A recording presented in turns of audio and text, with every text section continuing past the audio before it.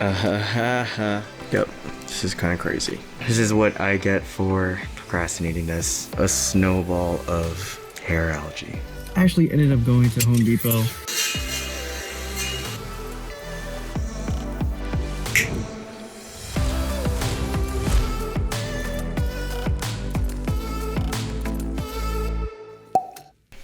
Oh my gosh, ugh. All right, first day of making this not look like a complete train wreck. What is that? On the bright side, this little girl over here finally made babies. You can see the little babies right there. About time she dropped. Here, huge algae problem. Gonna finally fix that.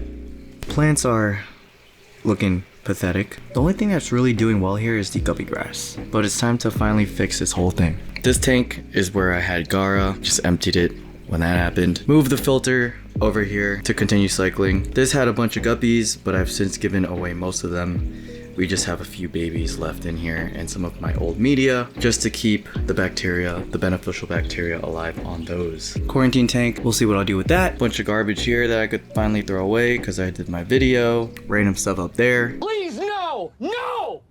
No! No! Also had one of my betas in here. Still debating whether or not to take this down. As you can see, we do have shrimp in here and they are doing fine, but we'll see what we'll do with this. Quick update. So I actually decided to organize all my supplies. I'm gonna be throwing away a lot of random stuff. Yeah, next up, gonna tackle these buckets. These also have a bunch of random stuff.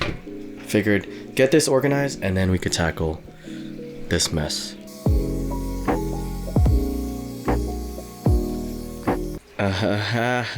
Yep, this is kind of crazy. A quick update, we definitely made progress. It still looks a bit crazy, but we are definitely getting there. Maybe I could start over here. As you can see, I gotta stop saying it, as you can see.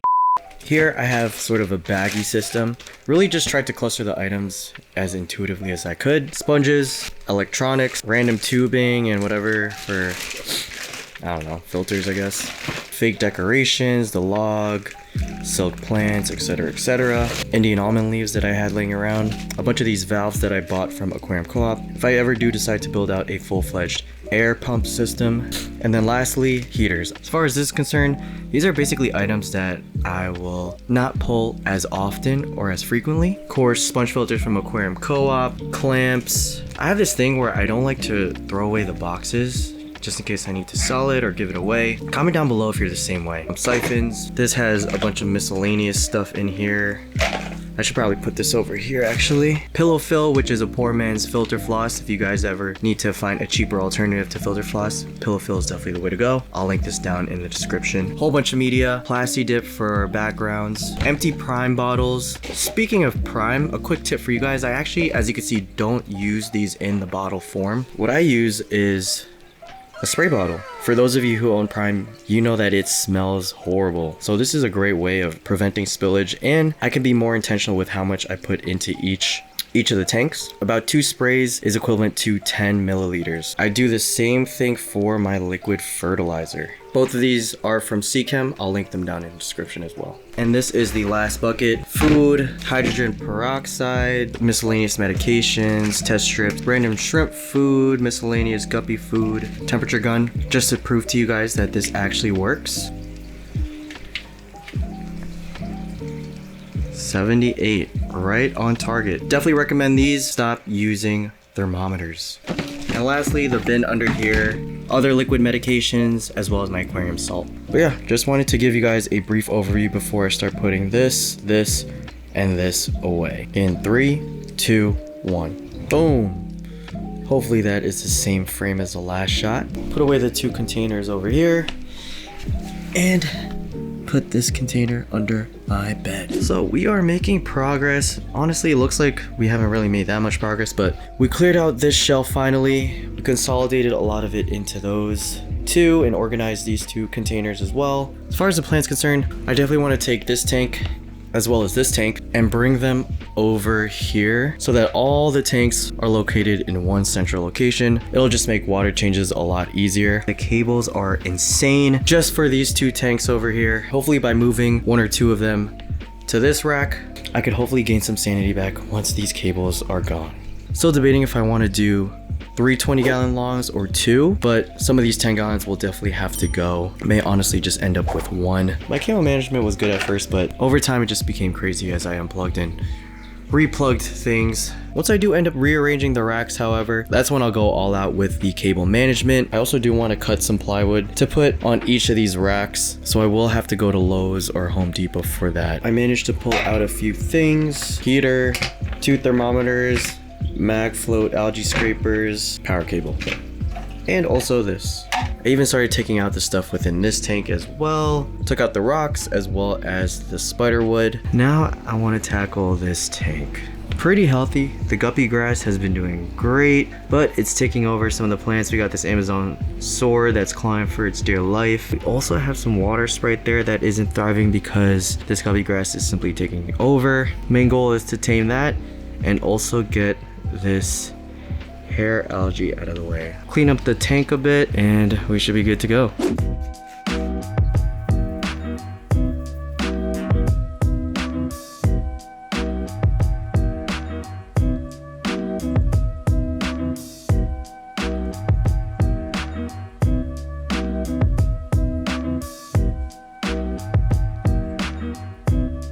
There are a lot of shrimplets in this hair grass.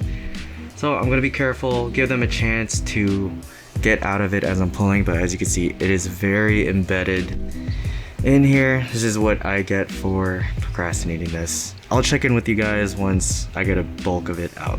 Look at that. Huh? A snowball of hair algae, or whatever this is. I honestly don't know what it is.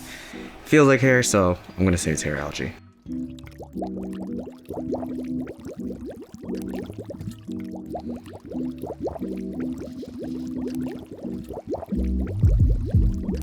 Did my best to separate all the stem plants. Got this huge bulk of Anubias, or not even Anubias, what is this, Java fern? But I also did get a healthy looking Anubias from Petco. I'm interested to see how much this will melt, but I figured I'd try it out. This is the first time I'm buying plants from Petco. So I'm gonna put these 2 plants into this thing. Look at that beauty. I really hope this doesn't melt because I'd be sad. For those of you wondering, this is what the large Petco plant looked like. This looks really healthy. Once we do submerge it, I do expect some of these leaves to melt away. Let's hope the damage isn't too crazy though. It is the next day. I just threw in the plants and the Anubias. I actually got 2 Anubias plants. You could see one has sort of a narrow leaf, and then of course the broadleaf one.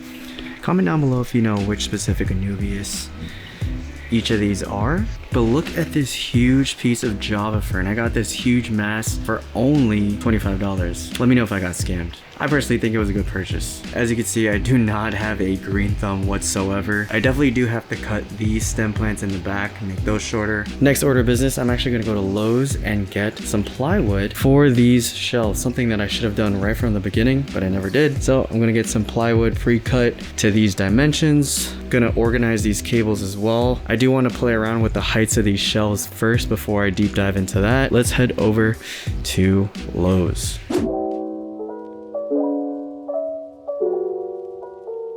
Actually ended up going to Home Depot. Let's see, usually the prices are a bit cheaper. Since I don't have tools at home, we do have to get the plywood cut here.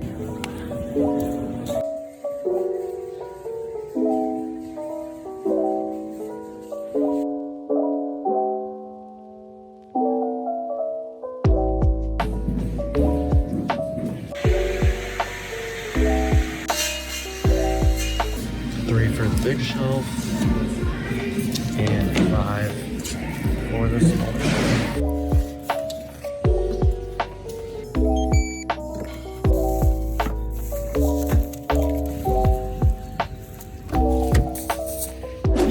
Quick test fit of the 2 pieces. Added a bit of leeway so that I could still have the option to hang lights. This one not looking too bad either. Next step is to stain these pieces. Now I am in the workshop, aka my dining room. What we are going to do is put on this bad boy. I'm gonna stain these pieces Honestly, not looking for a perfect job. Before I stain it, I do want to run the edges with a bit of sandpaper just to remove any lingering splinters from the cut job that they did. The surface is perfect. It really is just the edges that I want to run it through. And then we shall get into staining.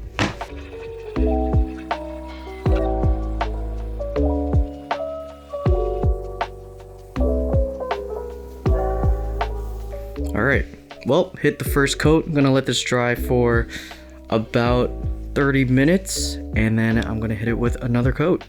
You know what? Who am I kidding? One coat is all we got because I am #lazy. Next up is playing around with this shelving. I definitely want to decrease the amount of tanks that I have. For example, this tank is way too high. For maintenance, it's just a pain. So I definitely want to lower this a bit and also increase the amount of space that I have above the tank. First order of business, since I removed all the guppies in this tank, gonna empty this out pretty much and let's take this down. Quick check-in.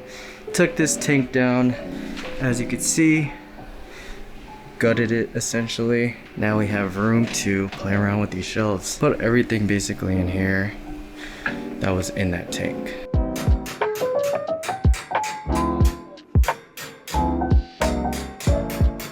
For those who have always wondered how you adjust these racks, relieve the pressure.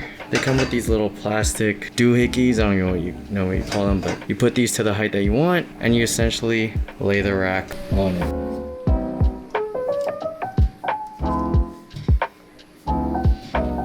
And it is that simple. So now you can see what I was saying. We're gonna have this tank much lower, so that's a lot easier to get towards, and we'll have a lot more space up top. I may have to lower the lights now, but I think that's a compromise I'm willing to take. First rack, or first shelf I should say, check. Now we gotta move this one a little lower, and voila. Let's go grab some of the wooden panels, put them up here and see how they look. Not too shabby. I'm really glad I went with a stain as opposed to just painting it black. Adds a bit of color to this area. Hopefully it'll go nice with the tanks as well. Put this tank back on its shelf. A lot more space for what I want to work into the tank. Only downside is that the light is a bit further and I could noticeably see that there is less output that's reaching the plants. We'll see how this pans out, but I may need to lower this a bit with the use of zip ties or something, but we shall see. This is a bunch of the stuff from the other tank that was on the top shelf. I do want to get that tank running again just to make sure that this media doesn't collapse. So let's add the tank to this shelf. All right, got the filters going. The Nubius back in there. Glob of Christmas moss. Can't even see it because it's very cloudy. I put some of the old tank water in here just to see if that would help keep the cycle to an extent. This tank will be running for a good amount of time before I even put any livestock in it. So no rush on there. This is what I use to fill the tank up straight from my faucet. If you guys have any questions on this full setup, I do an entire breakdown video and I'll put it right over here. Yep, we made a lot of progress today. I do have to switch out this mini light for this Hygger light that I got over here. I may do that, or maybe I'll call it quits for the night. We'll see. It's looking a lot cleaner. Things we do still need to tackle is this wiring. I have a solution for that. Definitely will get to that tomorrow. Someday soon I'm gonna make it. Yeah, all hard work's gonna be worth it. Ooh, everyone who didn't believe it.